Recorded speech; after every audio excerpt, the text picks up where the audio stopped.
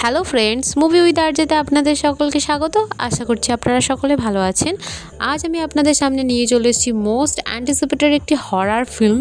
কিছুদিন আগে অ্যামাজন প্রাইমে রিলিজ হয়েছে, কিন্তু আমার দেখতে একটু দেরি হলো, কারণ 8টা এপিসোড আছে এবং প্রত্যেকটা এপিসোডের ডিউরেশন প্রায় 40 থেকে 35 মিনিট করে, তাই আমার একটু দেখতে দেরি হয়ে গেল। তো এখন আমি কথা বলতে চলেছি আঁধারা মুভি এক্সপ্লেন নিয়ে, যেটা অ্যামাজন প্রাইমে কিছুদিন আগেই রিলিজ হয়েছে। আশা করছি আপনারা এরই মধ্যে অনেকেই এই মুভিটা দেখেছেন। যারা দেখেছেন তারা আমাকে অবশ্যই কমেন্টে জানাবেন আপনাদের কেমন লেগেছে।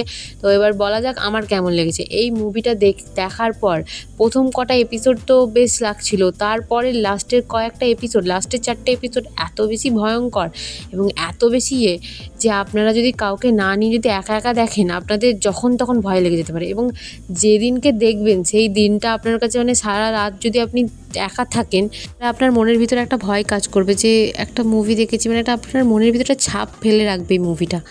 গল্পটা আমি আপনাদের সাথে একটু করে শেয়ার করি।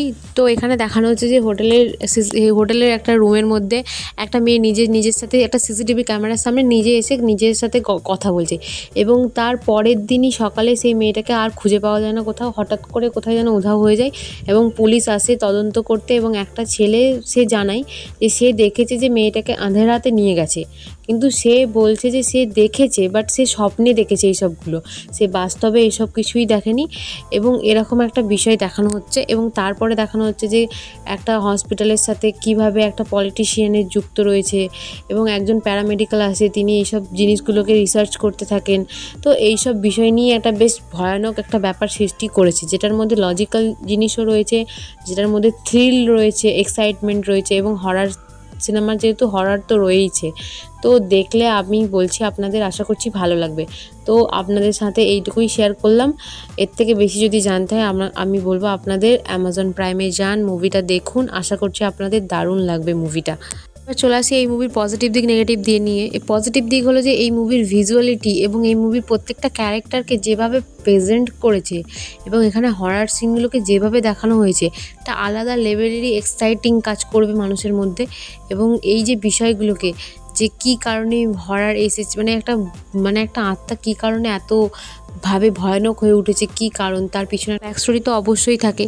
তো এটা হলো একটা প্রথম পজিটিভ দিক। তারপরে সেকেন্ড পজিটিভ দিক হলো যে এখানে প্রত্যেকজনের ক্যারেক্টারকে তারা যেভাবে প্রেজেন্ট করেছে, তাদের অ্যাক্টিং স্কিল তারা সত্যিই খুব ভালো দেখিয়েছে।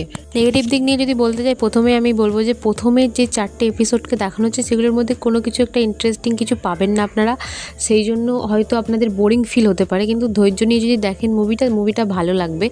এবং সেকেন্ড নেগেটিভ দিক হলো যে এখানে যে ক্লাইম্যাক্সটা দেখানো হয়েছে, সেটা যদি আপনি মুভিটা প্রথম থেকে টাইম পাস করার জন্য জাস্ট দেখছেন এইভাবে যদি দেখেন, তো আপনি লাস্টে গিয়ে ক্লাইম্যাক্সটা কিছু বুঝতেই পারবেন না যে কী হলো ক্লাইম্যাক্সটা। তো মুভিটা যদি আপনি মন দিয়ে মনোযোগ সহকারে দেখেন, তো মুভিটার বিষয়বস্তুগুলো আপনারা ভালোভাবে বুঝতে পারবেন। তো এটাই একটা নেগেটিভ দিক। কী ছিল আঁধারার মুভি রিভিউ। আশা করছি আপনাদের ভালো লেগেছে। আপনারা যারা দেখেছেন তারা অবশ্যই আমাকে কমেন্টে জানাবেন আপনাদের কী ওপিনিয়ন। ভিডিওটি যদি ভালো লেগে থাকে, লাইক, কমেন্ট, শেয়ার এবং আমার চ্যানেলটিকে সাবস্ক্রাইব করে দেবেন। Thank you so much for watching this video.